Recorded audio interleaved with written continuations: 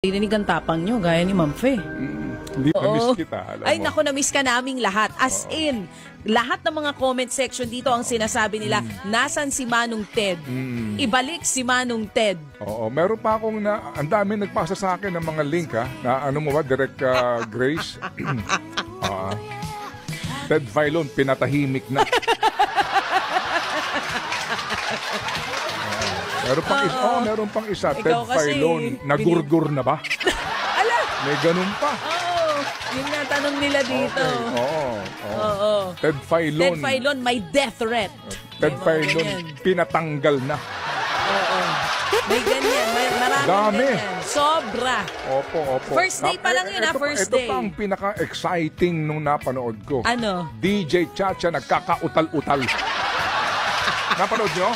Oo. DJ Chacha nagkakautal-utal sa Tama. pagpapaliwanag kung nasan si Ted Filon. Siya na ba ang susunod? Napanood nyo? Kaya nagpaalam na ako sa kanila. Sabi ko, baka naman pag ako'y nawala, sabihin nyo, ako naman ang nagurgur, ha? Hindi nga, Hindi kasi, sabi ko, hindi daw kasi sila sanay na wala ka. Sabi ko, ganito na ba ako ka-importanting tao na ako ang content ng mga vlog ninyo? Oo. Sure ako pag ako, nung nawala naman ako, wala namang nag-content eh. Ha? Oo. Tsaka daan-daan libo ang views. Ay, 500,000 na. Oo. Yung iba, 500,000, 600. Pinagkakitaan ka talaga. Tapos meron pa dito yung pinakabago. Yung pinakabago ko sa yung anong title ng pinakabago ko sa yung na ipadala kahapon? Oo. Yun nandun sa GC. Oo. Anong title? Ang title dito nung isang ipinadala, ang dami kasi nito. Anong Pero title? dun sa isang pinadala mo, Ang tagal ha? Teka, ang dami nito. Ang tagal ha? Napakatagal ha? Nasa yung title nun. Napakatagal ha? Mahaba-haba itong Ayan, tinakot nga ba? Bakit wala sa show? Tas may picture mo. Ayan may picture mo Yan eh. na, diba? Sige, so ngayon po nandito na po ako. Umabot nga hanggang Canada. Kapatid ng tatay ko, napatawag sa akin, hindi naman tumatawag, hindi nga bumati ng Merry Christmas eh. Tinanong lang niya kung totoo daw ba yung mga nandun sa YouTube. Sabi ko, ang mga pinagpapanood mo kasi. Ba't ganun? Ba't ganun sila? Hindi ko alam. Importante ka sa buhay nila. Maganda kang content mataas ang views. Sige po, dali lang. Tinakot nga ba bakit wala sa show? Yan ang title. Kita mo na? So ngayon, sigurado ko nanonood sila ngayon. Nanonood yan, mamaya may bagong anong gagawin vlog. content? Ted Filon umamin na sa pagbabalik. Tsaka nakita mo yung isang video, inedit pa yung mukha kong umiiyak. Nakita mo yun? Yung Ted Filon, pinatahimik. Tapos inedit yung mukha ko parang may luha pa. Sa lahat po ng mga kababayan natin, mamaya po meron tayong hindi kagandahang balita na naman about PhilHealth. Sorry pero we really have to, reveal this information dahil ito po yung napaka-importanting bagay sa isyong ito. Ikaw at ako, tayong lahat may pakialam. Nasaan na kayo? Nasaan na ang ating mga halal ng bayan? Nasaan na ang mga lumalaban sa katiwalian? Nasaan na ang mga lumalaban sa korupsyon? Nasaan na ang mga lumalaban para sa kalusugan ng bayan? Nasaan kayo ngayon? Kailan namin marinig ang boses nyo? Kailan namin marinig ang tapang nyo, gaya ni Ma'am Fe? Hindi po ba? Mga kapatid, nangyayari po ito kasi hinahayaan lang natin. At huwag nating hintayin ang pagkakataon na paggising natin wala ng pera ang PhilHealth. At hindi na po tayo aasikasuin sa mga ospital dahil ang laki ng utang sa kanila ng PhilHealth. Bayan, kailang kagigising? So yun nga po, laging sinasabi, may pera, hindi magbibigay ng subsidy, magbibigay ng premium. So how will we expect for PhilHealth, for the program to be afloat when there are no more funds coming in? And our operating budget depends on premium contributions. So how do we keep it afloat? PhilHealth, the program might collapse. Ngayon, paano nangyayari sa pera natin? Ilang taon nang pinagbabayaran ng manggagawang Pilipino yan? 20 years? 30 years nagbabayad ang manggagawang Pilipino. Pag nag-retire siya, wala pala siyang madudukot, wala pala siyang magagamit pag na-hospital siya. Merong mga tao hindi nakakakita ng ospital, hindi nakakapak ng ospital kasi walang pambayad. Di ba? Itong subsidiya na to para to sa marginalized sector na ayaw nilang ibigay ng Kongreso at Senado. Para sa marginalized sector ito, premium nila ito. Ngayon itong mga taong ito ang walang HMO. Sila pa yung ang tatanggalan ng subsidiya. So sino ngayon na mag-shoulder ng subsidy? Ang manggagawang Pilipino na nagbabayad na walang choice dahil automatic binabawasan sa sweldo. Diba dapat ang gobyerno? Karapatan ang health. Dapat i-provide yan ng gobyerno. Bakit ngayon ang manggagawang Pilipino na ngayon ang mag-shoulder na yon ng subsidiya ng marginalized sector? At saan ngayon mapupunta ang subsidy na hindi ibibigay sa PhilHealth? Saan? Sa ayuda? Sa AKAP? Sa IMAP? Para magmamalimos na ang mga tao kasi nasa kanila na yung pera, nasa mga kongresista, na mga senador? Magmamalimos na lang. Ako hindi na ako mananawagan kay President BBM kasi wala. Bingin na din eh. Wala na yung naririnig eh. Hindi ako mananawagan sa management ng PhilHealth. Mananawagan lang sa taong bayan. We deserve much, much better. Bakit ba tayo nakatutok po sa isyong ito, mga kapatid? Klaruhin lang natin ang mga totoong pangyayari kasi hindi ko kami makarinig ng tamang pangyayari even in Congress. Pabibilaukan po kami dito. Kami lang po, with all due respect, sa dinami-dami po ng researchers ninyo, ng mga abogado ninyo, ng mga tauhan ninyo, bakit po wala ho nagbabanggit sa laman ng COA report na pinag-usapan namin mismo ni Ma'am Heidi Mendoza, ni Shelo Magno, ni Ma'am Pedito, na ito ay hindi nagsisinungaling. Ito po ay ebidensya na hango sa mga pag-aaral. At dito po, klaro na wala pong surplus fund ang PhilHealth. Anong pinagsasabi nyo, Mr. Ledesma, na hindi na kayo maniningil ng premium contribution? Anong sinasabi nyo na magdadagdag kayo ng benepisyo? Anong sinasabi nyo na okay lang magbigay ka ng 89.9 billion sa National Treasury kasi sobra-sobra ang pera ninyo? Ano yun? Pinaahasan niyo po kami. Si Ma'am Pe sinasabi, paano pag nag-collapse ito? Kayo ba mananagot sa aming lahat, Mr. Ledesma, sa lahat ng board members niya? Kayo ba sasagot sa aming pong pangangailangan medikal? O kayo po na lamang ay magre-resign at maganda pa rin ang takbo ng buhay?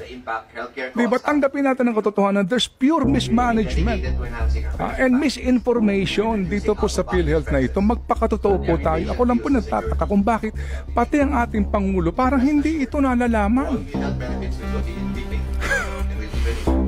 Bulag ba sa katotohanan o sa mga bulong o anuman? But basically po, again, sabi nga ng Presidente, di ba, sa mga bumabatikos sa PhilHealth, ang sabi niya, aralin niyo daw yung issue bago kayo magkomento. Siguro po, abiso rin kila Ma'am Shelo Magno sa mga bumabatikos dito, pero sir, wala na pong iba pang pag-aaral na mas malaliman kung hindi ang COA report. Because after all, it is their constitutional mandate to do the audit. And I beg, plead and pray that please open your eyes and study the matter. Dahil baka po ibang informasyon na inyo pong tinatanggap. Sabi ko nung isang araw lang, girl, may tumawag na naman sa akin. At hindi po ang problema niya. No? From NKTI, kinakailangan ilipat yung pasyente sa heart center dahil daw po yung aorta ng bata ay namamagana. And the same problem. Pagdating doon sa ospital po, paghahanap po ng kwarto, sasabihin na naman, kasi humingi ka ng hindi suite room, ordinary lang po na kwarto. Bakit? Maselan yung kondisyon. Alam nga naman doon ka sa ward na punong-puno na at takaw infeksyon. So humihingi sila ng kwarto. Hindi ho dahil sa ito'y luxury. It's a necessity for the patient. Alam niyo magkano pinahahanda sa kanila? 4 million pesos por Diyos por Santo. Lumalapit sa akin, saan ka makakahingi ng guarantee letters na naman? Para lang masiguro na bibigyan ka ng atensyon sa heart center. 4 million pesos. Saan ka kukunin ng ganong kalaking pera? Kasi nga, kung PhilHealth ang aasahan mo, magkano? 26,000? Diba? Mga kapatid, this is a very, very big problem for all of us. Itong 2025, ito po yun. Kaya sa akin po dito talaga, nasan na kayo? There's really something sick with this program. Kaya ka nga nagbabayad ng mas malaking premium Para iba ang benepisyo mo, di ba?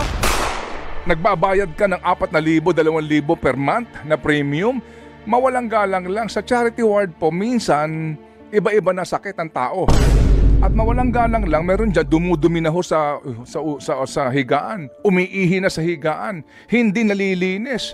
Titiisin mo yung amoy ng kapitbahay mo.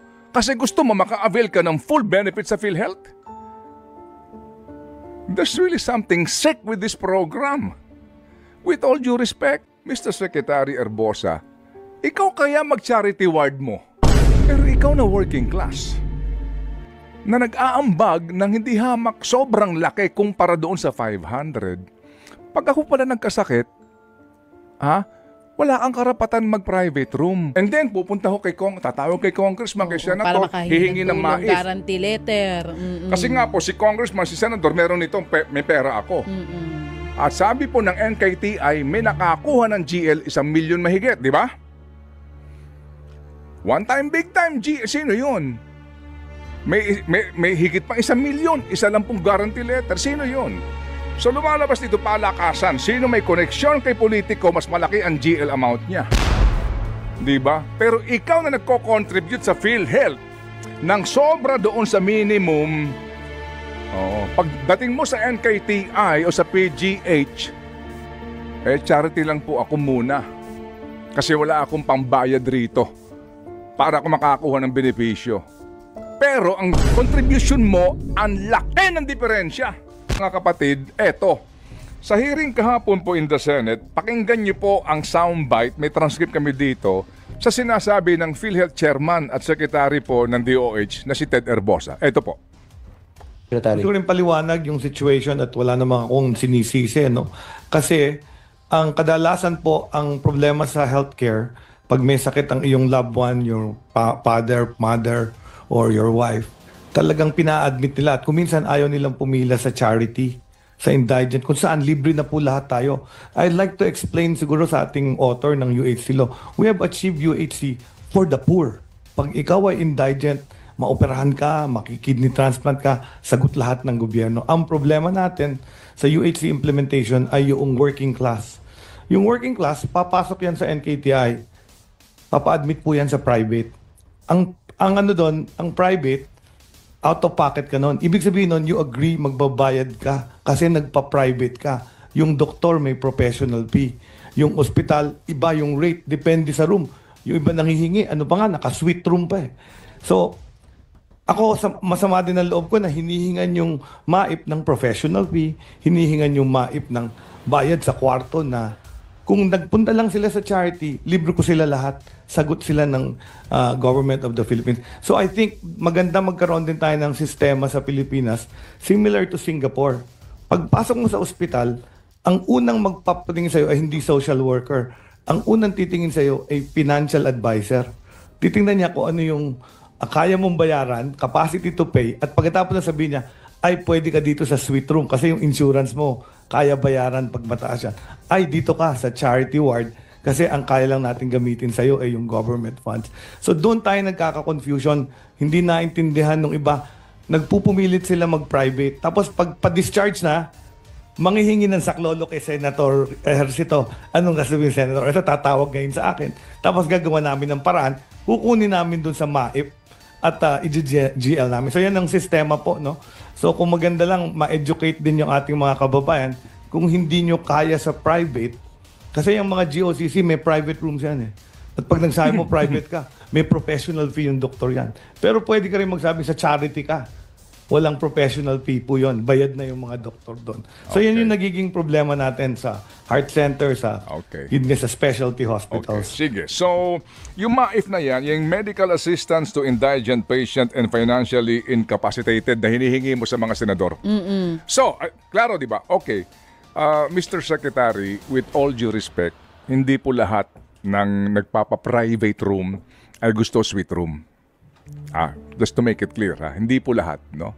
Baka yung mga may connection sa politiko siguro yon. So nangangahulugan itong ating case study kasi nag-private room siya. Nag-private room siya. So ikaw na working class, sabi ito kasi mga working class na ito, pagdating sa ospital, gusto private room. Kasi kung charity kayo, libre na kayo lahat. Sandali lang. Alam niyo mga kapatid, naunawaan natin yung charity ward. Libre lahat yun, di ba? Pero ikaw na working class, na nag-aambag ng hindi hamak sobrang laki kumpara doon sa 500. Pag ako pala nagkasakit, wala kang karapatan mag-private room. So doon ka pupunta sa charity ward. Mr. Secretary Erbosa, ikaw kaya mag-charity ward mo? Hindi ko minamaliit ang mga nasa charity ward kasi nga po yun lang ang makayanan eh. Pero sa mundong ito, kaya ka nga nagbabayad ng mas malaking premium eh. Para iba ang benepisyo mo, di ba? Nangangahulugan na para ka malibre at mabawasan ka ng malaking gastusin, doon ka sa charity ward. Ba't mo ba gusto mag-private room? Nakita niyo na ho ba ang charity ward ng mga pampublikong pagamutan? Mawalang galang lang, meron pong maaayos. Halimbawa po sa orthopedic, nabalian ka ng buto. Yung charity ward dyan, ilan po yan? 10 makakaharap yan. Di ba? Sa PGH, mga kapatid, o maging dito po sa East Avenue, ang charity ward dyan, open yan, walang aircon yan, electric fan yan, tabi-tabi kayo lahat dyan. Manganganak ka, charity ward ka dito sa ospital po ng dito sa Pabella. Ilang kayo? 2 po yan makakatapat kayo. Charity ward ka doon. Nagbabayad ka ng 4,000, 2,000 per month na premium. Mawalang galang lang sa charity ward po, minsan iba-iba na sakit ang tao.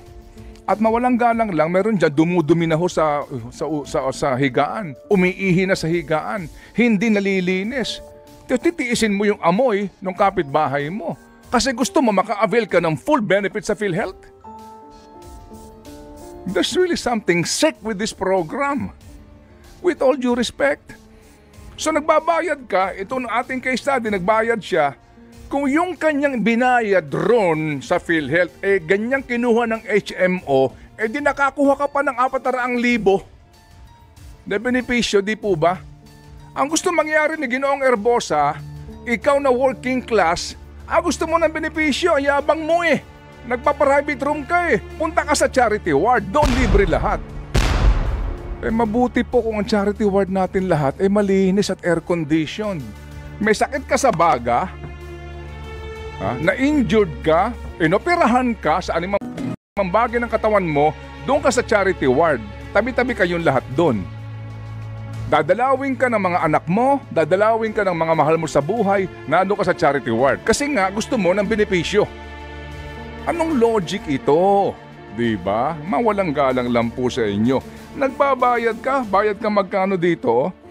Kasi po may mga working class naman din, sa dami din po ng mga trabaho po, nagsisipag sila, ang kanila pong sweldo ay higit na 50,000. Na maliit pa rin ho ngayon. Higit na 100,000 piso, na maliit pa rin ngayon. Lalo na kung marami kayo, bahay mo, kotse mo, edukasyon ng anak mo, kailangan mong kumita 100,000 mahigit. Tapos ngayon, magbabayad ka ng premium, obligahin ka, pero pag nakasakit ka ng private room ka, mayabang ka na. Kasi gusto mo na ng VIP treatment, hindi po. Private room na simple na pinag-uusapan natin dito eh. There's really something sick with this system. Think about it. Yan ho ang dahilan nito, di ba? And then, pupunta ho tatawag kay Congressman, kay Senator, hihingi ng mais. Guarantee letter. Kasi nga po, si Congressman, si Senator, meron nitong may pera ako. At sabi po ng NKTI, may nakakuha ng GL 1 milyon mahigit, di ba? One time, big time, sino yun? May higit pang 1 milyon, isa lang pong guarantee letter, sino yun? So lumalabas dito palakasan, sino may koneksyon kay politiko, mas malaki ang GL amount niya. Diba? Pero ikaw na nagko-contribute sa PhilHealth ng sobra doon sa minimum, pagdating mo sa NKTI o sa PGH, charity lang po ako muna. Kasi wala akong pambayad rito para ako makakuha ng benepisyo. Pero ang contribution mo, ang laki ng diferensya. So ibig sabihin, ikaw nag-aambagan para doon sa benepisyo ng mga mahihirap. Tama naman yun. Pero sa panahon na kailangan mo ng benepisyo sa gobyernong ito, kayabangan na magtuturing kung kumuha ka ng private room. Dahil yung pala, hindi katumbas ng serbisyo sa PhilHealth yung iyong binibigay ng contribution. And that is the truth.